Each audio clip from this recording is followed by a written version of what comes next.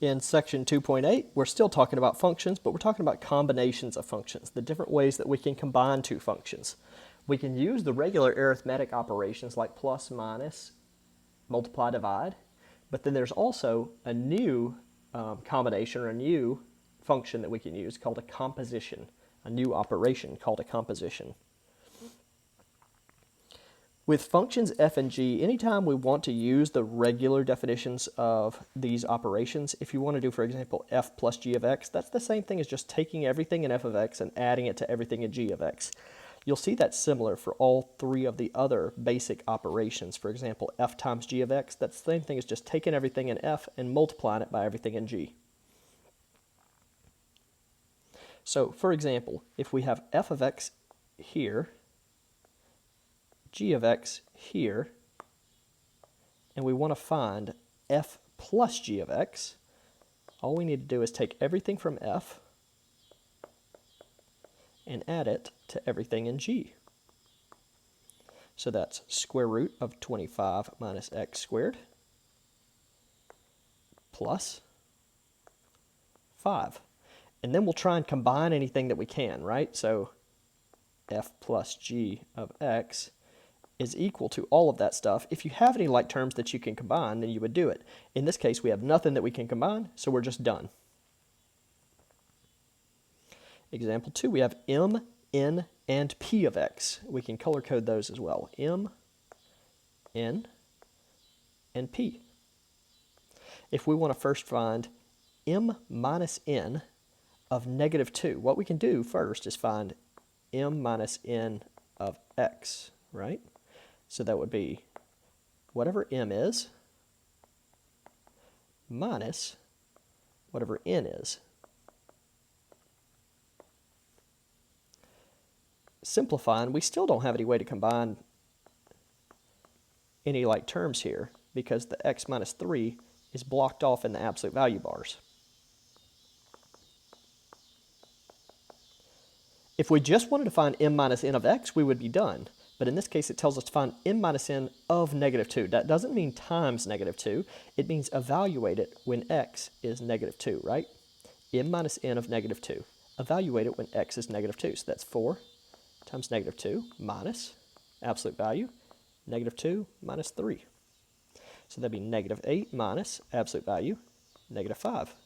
Absolute value is always going to turn something positive, so that's negative 8 minus 5, which is just equal to negative 13. M times p of x, again, if we're trying to find m times p of negative 1, that's going to be m times p, right? We know what m is, it's 4x. We know what p is, it is 1 over x plus 1. If we multiply those together, we simply get 4x over x plus 1. That's m times p of x. The problem again says evaluate that when x equals 1. So m times p of 1 would be 4 times 1 over 1 plus 1. 4 over 2, which is the same thing as just 2. All right, finally, division. P over n, if we just want to know what p over n of x, it's something over something, right? P is 1 over x plus 1 over n, which is absolute value, x minus 3. And I don't think we're going to make much headway trying to simplify this, so what we can do is just go ahead and evaluate, again, for x equals 3. So p over n of 3 is 1 over 3 plus 1 over absolute value, 3 minus 3. So that'd be 1 over 4 over 0. And you see this glaring issue here where you have a 0 in the bottom? That's just going to be undefined because we can't divide by 0. You see on each of these, since they had if they had just asked for m minus n of x, for example, we would have been done at this step. But since it says evaluate it when x equals negative 2, we have to go all the way down to this step. The same applies to all these. We could have had n times p of x, and we would have been done here.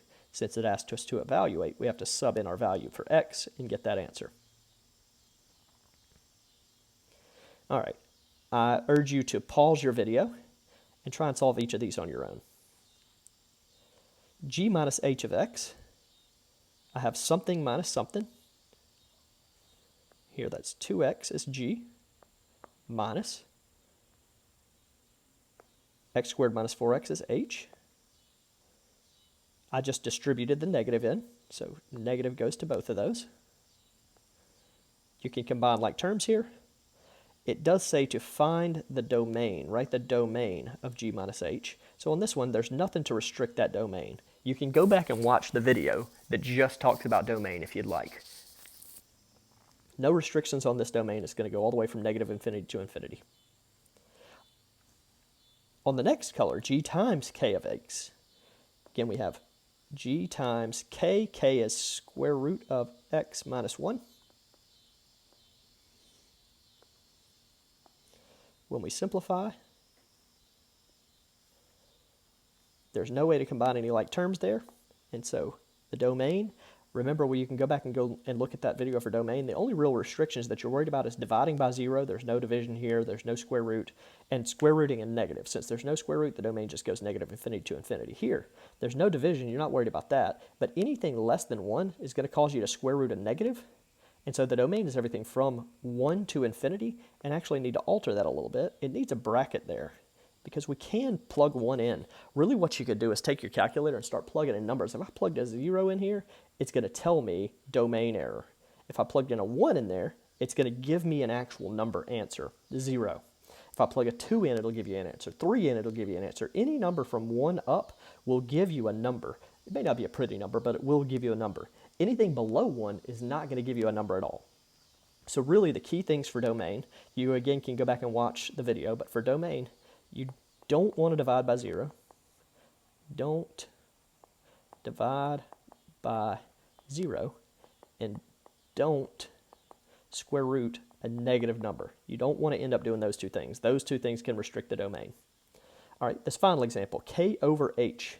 We're going to put k over h. Let's see, I keep erasing part of my answer here. X squared minus, that's square root x minus 1. K over h. There's no way to simplify it, so we're looking at the things that we can mess up the domain. Again, we can look at these rules up here. Don't divide by 0. So here, a 0 and a 2 would make you divide by 0. So that should be a 2.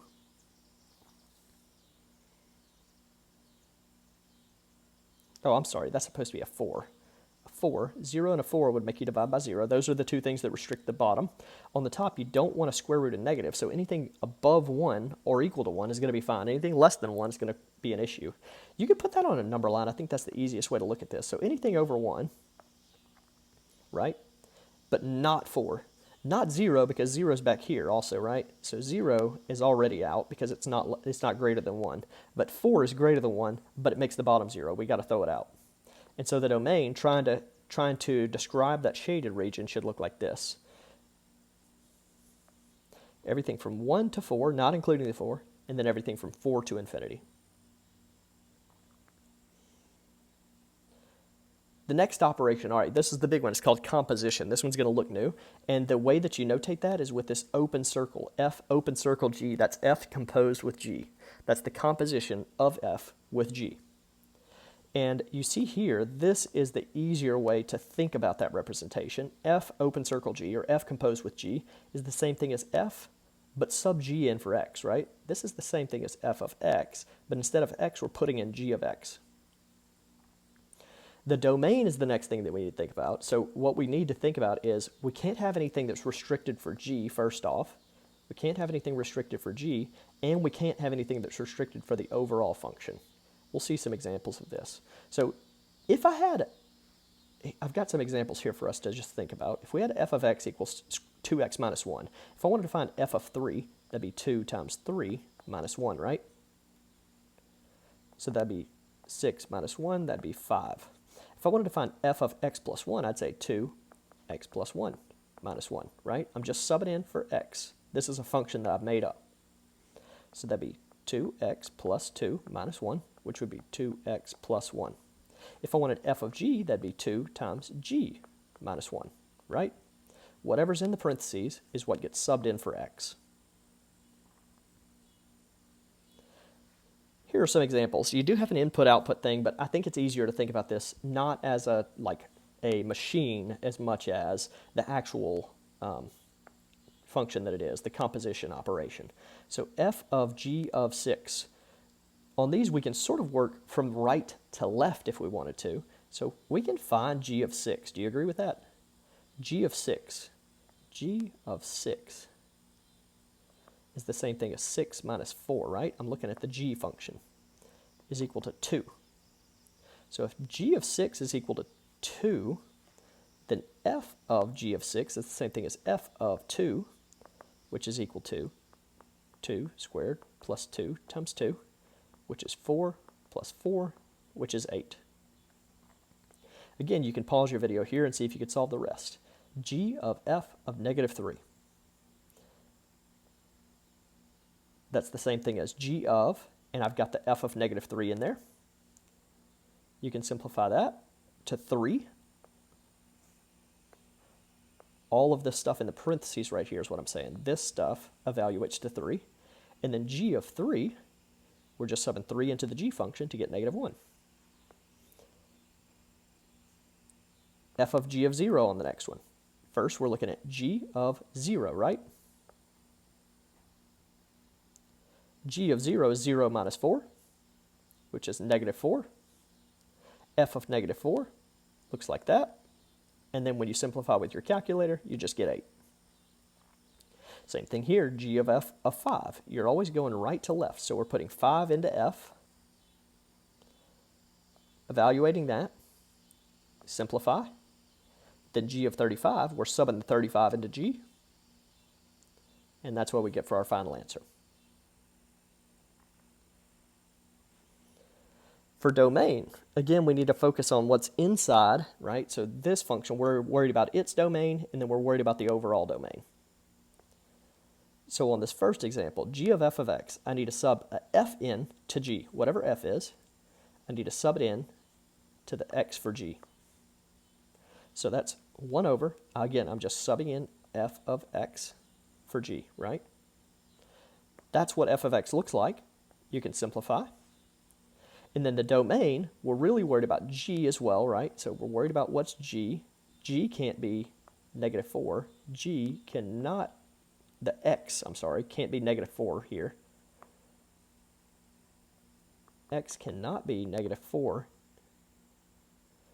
Our inner function, though, is the one that we're worried about. I'm sorry, I'm getting ahead of myself. The inner function, there's no restriction on that because there's no square root and there's no division. So really, we're only worried about the domain here. The domain here, the only thing that's going to make that 0 is when x equals 1. X can be anything besides 1, so anything from negative infinity to 1 and from 1 to infinity. Try this other example that's listed. F of g of x, that'd be 2 g of x minus 6, right?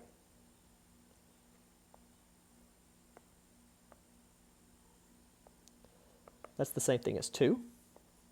1 over x plus 4 minus 6. You can simplify if you want. That's the same thing as 2 over x plus 4 minus 6. And we could just leave it just like that.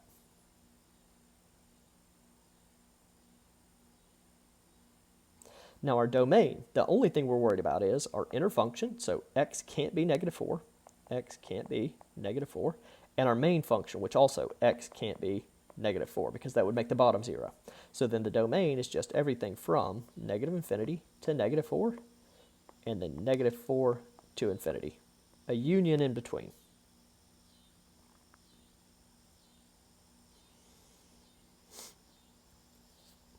On this example, we want to find m of p of x and then write the domain. So m of p of x, we're subbing p into m. Here's the m function with p subbed in for x. And then I'm going to take what p is and put it in place of p. How about the domain here? Well, first, we're worried about that square root, right? So x really needs to be greater than or equal to 2. That's for the square root. And now what would make the bottom 0? This is for the square root. Now, to make the bottom 0, square root x minus 2 minus 5, what would make that equal to 0?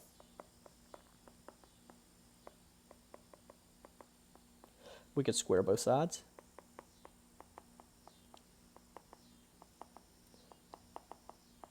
$27 would make the bottom 0. So really x cannot be 27, right? It can be anything greater than or equal to 2, but not 27. We could put that on a number line, so anything greater than or equal to 2, not 27 specifically, and the domain, I'm trying to just describe the shaded region there, should look like that. From 2 to 27, and then from 27 to infinity. I'm realizing now that I made a mistake here as well, that x can be equal to 2, right? I only put greater than 2 here, but x needs to be greater than or equal to 2, so that should be a closed circle there. And that affects our interval notation, specifically this first parenthesis. Since that 2 can be included, that needs to be a square bracket. It's really only getting an open circle in these cases if it's making the bottom 0. If it makes the bottom 0, it cannot be included. If it makes the square root 0, it can still be included. That's perfectly fine. You're going to get a number. You're not going to get a domain error. You can take a square root of 0.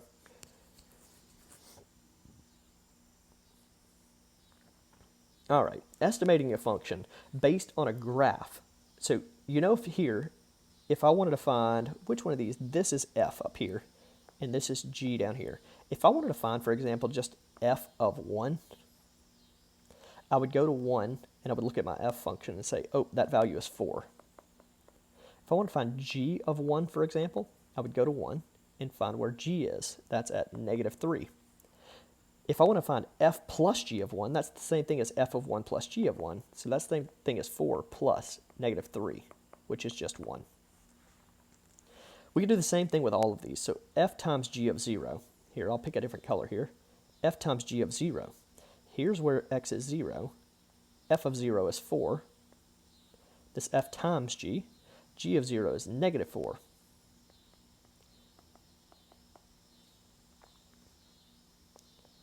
G minus f of -3. F of -3 is not defined.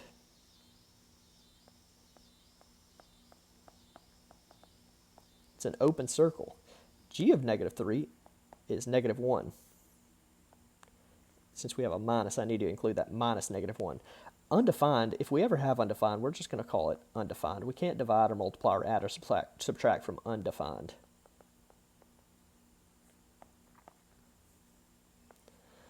All right, f of g of 3. This one becomes a little more complicated.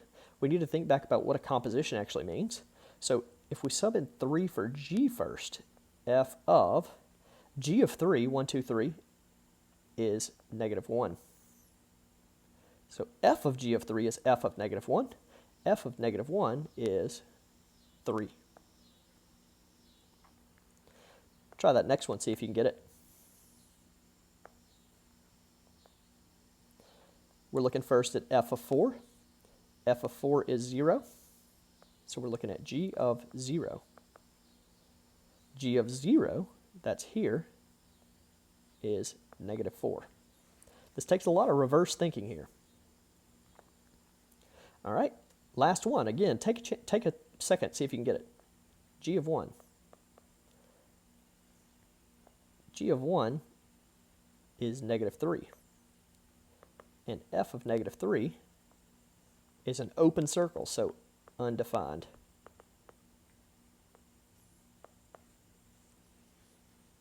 All right, I hope you caught on to all that. We're going to have to use this information later as well. And the next lesson that we're looking at is inverse functions. With inverse functions, we're going to have to use this composition to check and see whether two things are inverses.